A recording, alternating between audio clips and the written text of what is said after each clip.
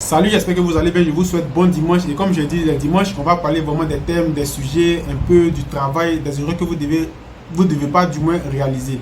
Donc, avant de poursuivre la vidéo, juste une petite précision. Pour vos travaux de construction, vous pouvez contacter l'entreprise Gelbat en Côte d'Ivoire, précisément dans la ville de Yamsoko. Donc, je vais laisser tous les coordonnées qui sont en rapport avec l'entreprise dans la description. Si tu veux encore plus de détails, tu peux me contacter. Tu as mon Telegram, tu as mon Facebook, tu as mon WhatsApp, tu as particulièrement tout. Donc tu peux me contacter partout où tu veux. Je vais te répondre si j'ai vu ton message à temps. Et même si je ne vois pas ton message à temps et que je le vois après, je vais te répondre. Donc dans cette vidéo, on va parler de quelque chose qui m'a choqué et quelque chose que vous, en tant que travailleur, vous négligez vraiment beaucoup. Et cette partie, ça me blesse beaucoup parce que cette question m'a été posée et il a constaté que c'est une très belle question. Ça, je vais m'intéresser plus en Afrique, plus sur ce côté.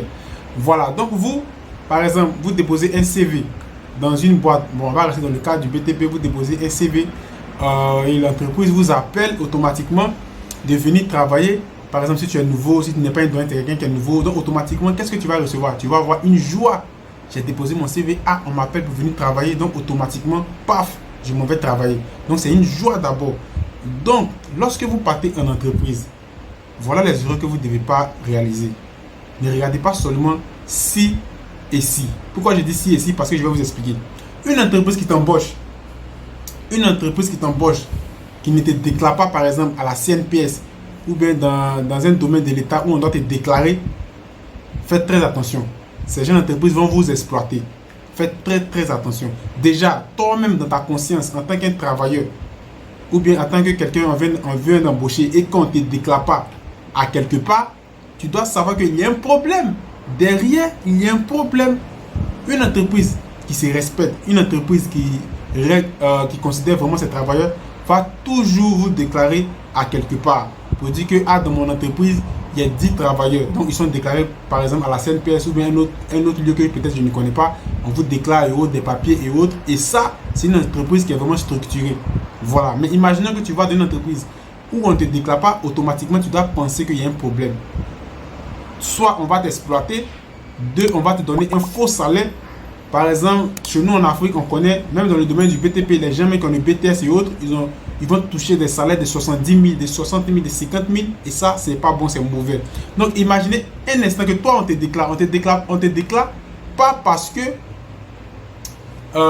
ils peuvent pas te payer. Ils peuvent bien te payer, mais si on te déclare, tu comprends? C'est un exemple. Hein? Si par exemple on te déclare et que tu as des problèmes avec l'entreprise ou bien l'entreprise veut te licencier pour un oui et non, tu vois qu'il y a problème.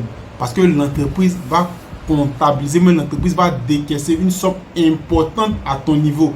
Donc généralement, vous allez voir que ces jeunes entreprises ne vont pas vous déclarer et automatiquement vous êtes dans l'entreprise, vous travaillez. On peut dire vous travaillez le jour parce que vous ne savez pas quand on peut vous chasser. À moins que peut-être que c'est vous avez déconné. Si c'est vous avez déconné quand on vous chasse, ça c'est un autre cas. Mais généralement, vous allez voir des entreprises qui vont venir vers vous comme ils ne veulent plus de vous. Bon, monsieur Joël Assis, on ne veut plus de toi. Bon, libère, faut partir parce que je ne suis pas déclaré. Qu'est-ce que je vais dire? Même tu vas aller à la police, tu vas te plaindre comment? Tu ne peux pas te plaindre parce que tu n'es pas déclaré. Voilà, c'est comme si on peut dire un petit travail dans le noir. Voilà. Donc ça, je m'adresse beaucoup aux jeunes d'Afrique. Lorsque tu vas travailler dans une entreprise, lorsque une entreprise t'appelle, il faudrait que cette entreprise te déclare. Lorsque l'entreprise va te déclarer, tu vas voir que ta condition ne sera pas la même lorsque tu n'es pas déclaré. Mais ce côté-là, vraiment, les gens oublient beaucoup parce que quelle question ils se posent? Ils se disent quoi? Si je veux faire un peu de bruit, l'entreprise me chasse, je vais manger quoi après? Donc tu doutes de toi. Si je vais faire quelque chose, si je m'amuse, on me chasse ici, est-ce que je vais avoir autre? Tu vas avoir autre. Une fois que tu as confiance en toi, tu as confiance à tes qualités, tu as confiance vraiment à tout ce que tu fais, forcément tu auras une autre entreprise. Mais ne te laisse pas manipuler, ne te laisse pas, je ne sais pas comment je vais dire, ne te laisse pas manipuler, maltraiter. Quand je dis maltraiter, je ne dis pas que l'entreprise va te frapper, non. On t'exploite au fait. C'est-à-dire, tu as, par exemple, je prends dans le cas du BTP, tu vas faire les dessins AutoCAD, tu vas faire le métier, tu vas faire chantier, tu vas faire pratiquement tout pour 70 000 et tu n'es pas déclaré à la CNPS. Donc faites très attention sur ce côté. Respectez. Lorsque vous partez en entreprise, lorsque vous voulez lire le contrat, vous lisez bien le contrat. Demandez au chef d'entreprise de vous déclarer à la CNPS. Parce que c'est l'entreprise qui t'a payé. L'entreprise a besoin de toi. Demandez au chef d'entreprise de vous déclarer. Si c'est à la CNPS ou même Et même si ce n'est pas la CNPS dans un autre lieu où on peut te déclarer, demandez toujours ça à l'entreprise. De telle sorte que vous, ça vous assure, ça assure vos arrières.